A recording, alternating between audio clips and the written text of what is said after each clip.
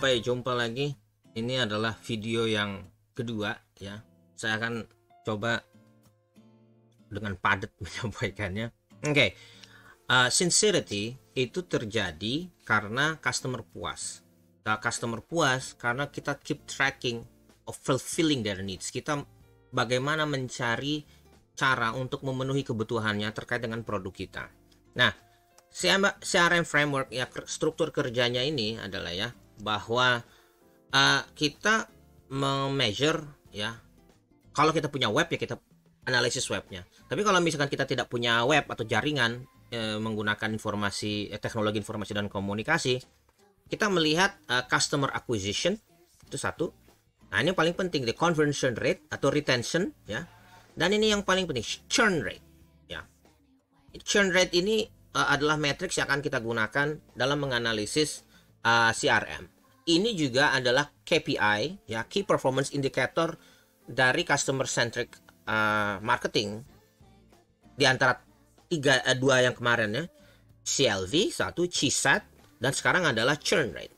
Nah, dan kita melihat bahwa nah itu dia masalah loyalty measure. Nah, Anda bisa mencari nih customer acquisition cost, conversion rate dan segalanya. Tapi yang paling penting adalah churn rate. Churn rate ini yang sebenarnya dipakai untuk beberapa perusahaan untuk mengukur CRM mereka. Dari ukuran CRM itu kita mencoba mempres ya. Nah, tapi kan intinya satu, mana yang harus kita mana yang harus kita lakukan supaya churn rate kita semakin kecil dan kita generate more customer ya, kita menggait pelanggan baru yang mana mereka bisa berinteraksi lebih banyak. Nah, ingat brand kita tuh banyak ya, produk dari brand kita itu banyak. Kita juga pikir oh ya kita harus membuat lebih lebih terjangkau, lebih hip, menggait. Kita harus bisa mencari tren-tren apa yang kita menyesuaikan produk itu terhadap perubahan tren-tren ini. Ini dari sumber ini dapatkan dari sebuah itu ya, scientific journal paper. Jadi ya di California Management Review tentang a framework for customer relationship management. Saya semua ini adalah mengacu kepada itu. Nah, itu dia CRM. Pada intinya tetap harus menggunakan database ya. Jadi bagaimanapun juga kita harus menggunakan database dan kita melakukan analis, dan kita analis ini kita bisa lihat dan kita bisa lihat mana yang paling satisfied ya, satisfactionnya tinggi. Kita fokus kepada itu. Jadi bukan fokus pada yang kurang ya, kita fokus pada itu. Kita tanya lagi apa yang kita harus lakukan. Dan kita targeting kepada orang-orang yang satisfied supaya satisfactionnya lebih baik lagi. Dan di sini ada relationship manager atau RM. Nah, ini RM itu biasa digunakan oleh perusahaan-perusahaan yang melakukan direct marketing langsung. Contohnya asuransi, bank, atau financial service lainnya. Tapi kalau misalkan kita kalau di branding umum ya, relation management itu biasanya menyatu satu dengan bagian komunikasi atau bagian marketing sih sebenarnya. Nah, relationship manager ini atau begini, bisa jadi kita juga berurusan dengan banyak vendor gitu ya, nggak cuman customer. Bagaimana vendor ini juga kemudian bisa merasakan manfaat produk kita juga gitu. Nah, itu juga penting. Nah, tentu ada masalah privacy issue, masalah data ya, bagaimana kita melindungi data ini, karena data ini adalah referensi-referensi yang ada di masyarakat umum.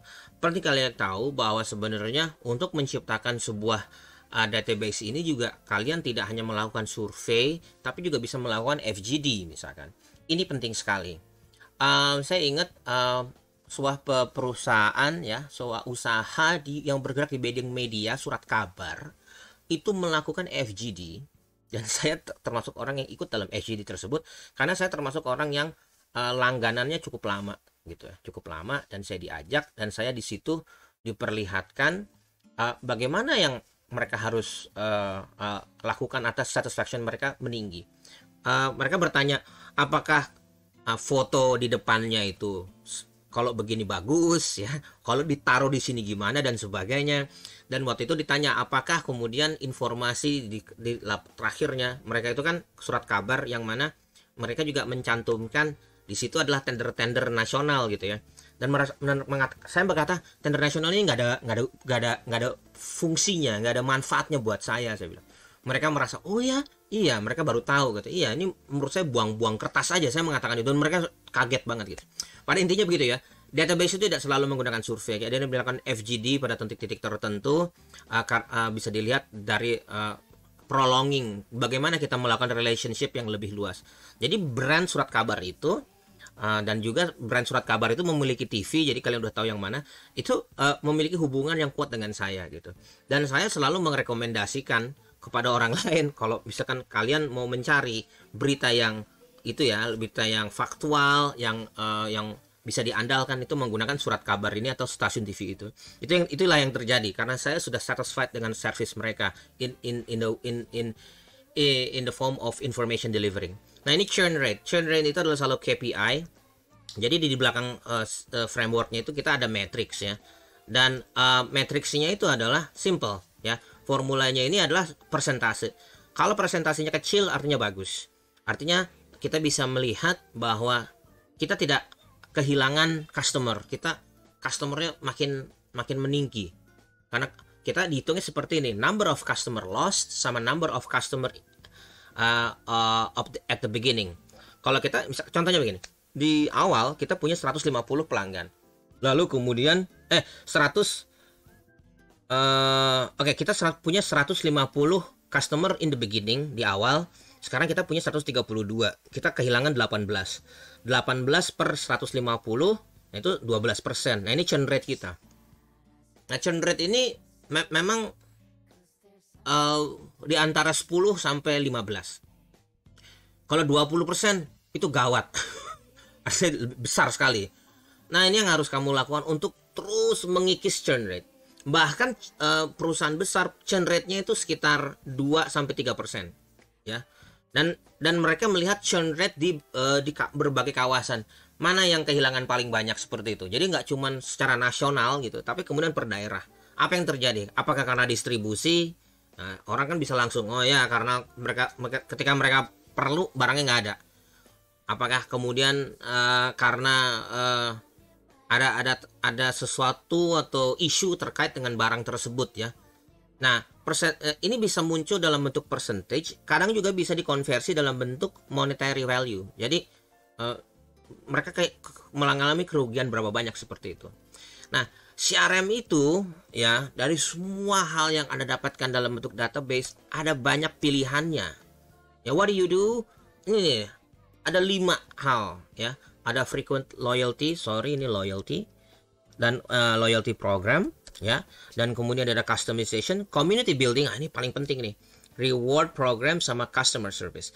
Nah, yang Anda harus pahami dalam masalah meningkatkan ini, bahwa tidak ada sebenarnya tidak ada sebenarnya rumus yang pas untuk kemudian menciptakan memperpanjang relationship Anda dengan customer. Anda akan lebih tahu apa yang harus dilakukan terkait dengan produk ini. Ya, Anda lebih tahu apakah ini frequent. Nah, oke. Ini adalah penjelasannya satu-satu. Ini bukan contoh presentasi yang baik. Kalimatnya kecil-kecil banget ya. Tapi ya sudah, kita bisa baca. Untuk masalah customer service ada 2 tipe. Ada reaktif sama proaktif. Kalau reaktif itu merespon jika ada customer yang datang kepada kita. Kalau proaktif kita sudah siap di awal. Nah, after sales itu yang saya ceritakan kemarin tentang komputer yang rusak, itu adalah proaktif. Nah, proaktif ini adalah sebelum terjadinya sesuatu kita udah siap, karena itu adalah bagian dari cause and effect pembelian barang tersebut. Nah, kalau frequently loyalty program itu sebenarnya simple. Ini adalah apa yang dilakukan oleh beberapa perusahaan untuk meningkatkan satisfaction dan loyalitas. Ya, kita bisa melihat frequent mereka terus membeli produk kita, artinya mereka harus diberikan suatu perhatian khusus. Nah, kalau customisasi ini direct marketing. Bapak maunya, nah ini direct marketing ini ya memang hanya produk-produk tertentu yang saya katakan tadi, banking, financial, ya, atau mungkin bisa aja Anda menjual suatu produk yang mana memang bisa dikustomisasi. Ada misalkan waktu, kita bisa berikan mereka asisten dan sebagainya. Reward program simple ya, kita memberikan mereka hadiah kepada customer yang membeli produk kita dalam bentuk discount, promotion, bundling, atau memberikan mereka produk-produk yang bisa diintegrasikan dengan produknya. Nah, ini yang paling penting, community building. Community building itu adalah bagaimana kita menciptakan komunitas yang mendukung produk kita. Ini adalah capaian paling tinggi. Capaian paling tinggi. Ini bisa jadi, ini berurutan. Pertama adalah masalah customer service. Kedua adalah loyalty program. Kalau kalian cuma bisa melakukan misalkan customer service sama loyalty program, nggak apa-apa. Gitu ya. Dan ini customization juga nggak apa-apa, nggak harus community building, karena mungkin agak susah juga membentuk community building itu is no problem. Nah, inilah di example-nya. Kalau customer service kita lihat ya, live person, human click, net customer, mereka memberikan asistensi. Ya kalau misalkan dan memang ya sekarang ini banyak perusahaan yang sudah menyesuaikan diri ya, karena mereka karena kapasitas besar menyesuaikan diri dengan menjual produk startup atau produk tech product ya, apps. Customer service itu penting. Jadi ketika Anda menjual apps dan bahkan semua apps itu sudah mereka bagaimana meningkatkan CRM itu penting. Karena CRM ini hubungannya dengan growth ya. Growth itu kan artinya customer Anda banyak, artinya Anda mengalami growth yang luar biasa. Inilah itu ya tujuan dari CRM. Nah kalau misalkan kita lihat atau loyalty program ya, kita bisa di sini ada contohnya adalah tadi ya, my point sama net incentive. Jadi kalau misalkan Anda berkali-kali membeli produk dan kemudian kita bisa mencari tahu, oh ya mereka apa yang kita lebih perbaiki untuk melakukan buying ini lebih lancar gitu, seperti itu ya. Jadi mereka memberikan insentif potongan harga sih sebenarnya, seperti itu. Nah kalau customization ini keren banget. Nah ini adalah yang saya katakan kemarin, suatu perusahaan sepatu ya, yang mana mereka sebenarnya bertujuan memperpanjang relationship. Untung itu bonus. Jadi yang penting adalah relationship dulu. Untung itu bonus. Nah ini banyak yang filosofi bisnisnya belum sampai situ mungkin ya. Tapi inilah yang harus kita tanamkan kepada marketing, kepada ekologi bisnis di dalam ini gitu. Karena kalau kita hanya memikirkan profit aja gitu, dan kita tidak bisa memikirkan hal-hal yang lain ya. Dan Nike apps itu yang ada di internet, ini tuh generate banyak hal. Bisa jadi customer service, bisa jadi reward, bisa jadi community. Jadi Nike menunjukkan apa yang bisa saya lakukan dengan produk ini, dan mereka bisa berbagi. Saya bisa lari cepat, dan itu bisa memperlihatkan gue udah gue udah lari segini kilometer gitu. Dan itu ada chartnya. Nah itu kan keren kan. Oh ada komunitas di mana orang yang biasa lari segitu lama gitu, dan itu menjadi komunitas. Dan menurut saya komunitas juga bisa itu ya, contohnya tuh ya, Adobe itu juga membentuk suatu komunitas namanya Cloud Creative, dan di situ ada juga materi edukasi. Itu penting banget tuh. Materi edukasi itu adalah base dari komunitas. Ada ilmu, ada knowledge management. Nah ini adalah menjadi aset sosial yang kemudian bisa memperkuat brand Anda. However, there is some problem. Ini terjadi di Indonesia. Beberapa program reward itu kayaknya nggak realistis. Katanya mereka mendapatkan misalkan hadiah 10.000. Kalau misalkan akumulasinya itu beli 10 juta misalkan. Itu kan nggak akumulatif. Seharusnya ini lebih ditangani lebih baik sih. Tapi ya memang balik lagi ke komitmen brandnya. Nah, marketer kadang-kadang merubah konsep penjualannya untuk menunjuk kebutuhan customization misalkan. Nah, ini terjadi di XL sama Telkomsel. Nah, XL bahkan merubah semua brand campaign-nya.